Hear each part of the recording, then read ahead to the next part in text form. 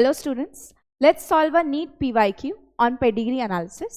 यहाँ पर आपको एक पेडिग्री दिया गया है और आपसे पूछा जा रहा है ये पेडिग्री किस टाइप की डिजीज को डिपिक्ट कर रहा है. तो we have to analyse the pedigree. ठीक है, जब भी पेडिग्री के क्वेश्चन सॉल्व करो सबसे पहले ये पता करो कि वो पेडिग्री डोमिनेंट डिसऑर्डर का है कि रिसेसिव डिसऑर्डर का है.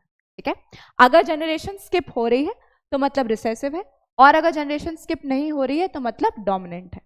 यहाँ पर मैं देख पा रही हूँ कि जो पेरेंट्स हैं, ये जो पेरेंट्स हैं, इन पेरेंट्स में डिसऑर्डर नहीं है और चाइल्ड में डिसऑर्डर दिख रहा है.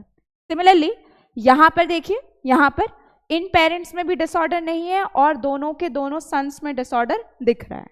पेरेंट्स में डिसऑर्डर नहीं है, सन में डिसऑर्डर है, जनरेशन स्किप हो रही है, मतलब किस टाइप के डिसऑर्डर की पढ़ाई चल रही है? रिसेसिव की पढ़ाई चल रही है. ठीक है, तो आई एम श्योर कि या तो ये ऑटोसोमल रिसेसिव होगा या तो ये एक्स लिंक्ड रिसेसिव होगा. ठीक है, we are dealing with a recessive disorder over here.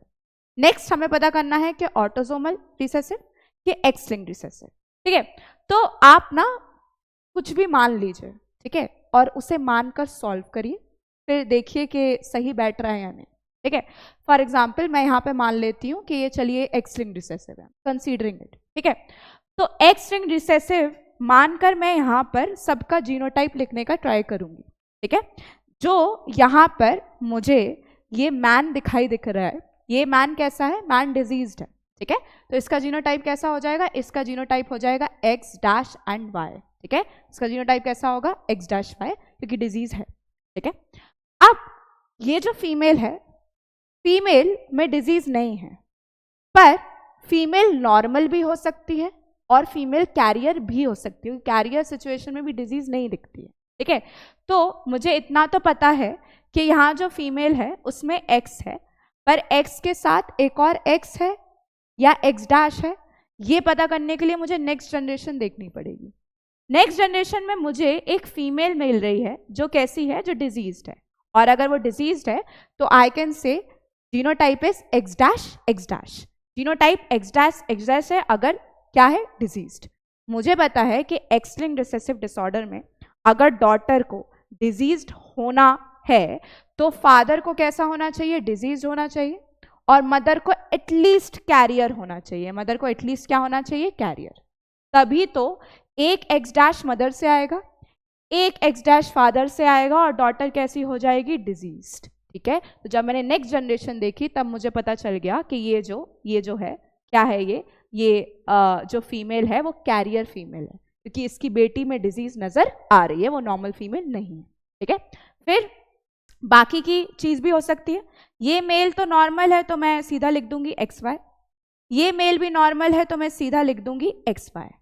ये फीमेल में फिर कंफ्यूजन है कि नॉर्मल है कि कैरियर है, और जब आपको कंफ्यूजन हो तो आप देखिए नेक्स्ट जनरेशन. नेक्स्ट जनरेशन में मैं देख रही हूँ कि जो बेटा है वो कैसा है? बेटा डिजीज्ड है, एक्स डैश वाई है. ठीक है, तो अब बताइए, अब ये जो मदर है इसका बेटे में डिजीज है, तो मदर को क्या होना पड़ेगा? मदर को कैरियर होना पड़ेगा, क्योंकि मदर से ही तो एक्स डैश लड़के में पास होगा, है ना. तो मदर यहाँ से क्या हो जाएगी? मदर भी मुझे पता चल गया कैरियर है. ठीक है, फिर यहाँ पर आ जाइए. ठीक है, इस लड़के को देखिए, ये लड़का कैसा है? ये लड़का एक्स डैश वाई है, सीधे सीधे नजर आ रहा है क्योंकि डिजीज दिख रही है. अब ये जो फीमेल है इसका मैं कह नहीं सकती, या तो ये एक्स एक्स भी होगा या फिर एक्स एक्स डैश भी हो सकता है. मुझे नहीं पता कैरियर है कि नॉर्मल है, क्योंकि पता करने के लिए मुझे नेक्स्ट जनरेशन देखनी पड़ती, बट इसकी नेक्स्ट जनरेशन अवेलेबल यहाँ पर नहीं है. ठीक है, नेक्स्ट आगे बढ़ते हैं. आगे मैं अब इधर देखने पे आ गई. मैं यहाँ पे क्या देख रही हूँ कि ये जो लड़का है इनका, ये वाले पेरेंट्स का ये जो बेटा है, ये बेटा नॉर्मल है, पर this is something that is not right if you are considering it to be X linked recessive. समझिए बात को, लड़का नॉर्मल हो ही नहीं सकता. मदर देखिए, मदर डिजीज्ड है, मदर के दोनों ही एक्स क्रोमोसोम में डिफेक्टेड अलील है, और अगर दोनों ही एक्स क्रोमोसोम में डिफेक्टेड अलील है तो बेटे में तो पक्का से डिफेक्टेड अलील ही पास होगा, मतलब बेटे को एक्स डैश वाई ही होना पड़ेगा, है ना, कि मदर में दोनों के दोनों एक्स क्रोमोसोम डिफेक्टेड है और जो बेटा है वो मदर से ही इनहेरिट करता है अपना एक्स क्रोमोसोम. पर यहाँ मुझे क्या देखने को मिल रहा है कि लड़का तो भाई नॉर्मल है, लड़के में तो डिजीज दिख ही नहीं रही है, तो मतलब मैं जो मान के चल रही थी कि ये डिसऑर्डर एक्स लिंक्ड रिसेसिव है, ये मैं सही मान के चल रही थी या गलत? मैं गलत मान के चल रही थी, क्योंकि अगर ये एक्स लिंक्ड रिसेसिव होता तो ये लड़का कैसा दिखना चाहिए था? ये लड़का डिजीज दिखना चाहिए था, मतलब आपको यहाँ पे शेडिंग नजर आनी चाहिए थी। पर क्योंकि शेडिंग नजर नहीं आ रही है तो क्या है? ये एक्स लिंक्ड रिसेसिव डिसऑर्डर नहीं है। तो रिसेसिव तो है क्योंकि जनरेशन स्किप हो रही है, पर एक्स लिंक्ड नहीं है, मुझे ये वाली पॉइंट से यहाँ पता चल गया। तो ऑटोमेटिकली अगर ये एक्स लिंक्ड रिसेसिव डिसऑर्डर नहीं है तो ये क्या हो जाएगा?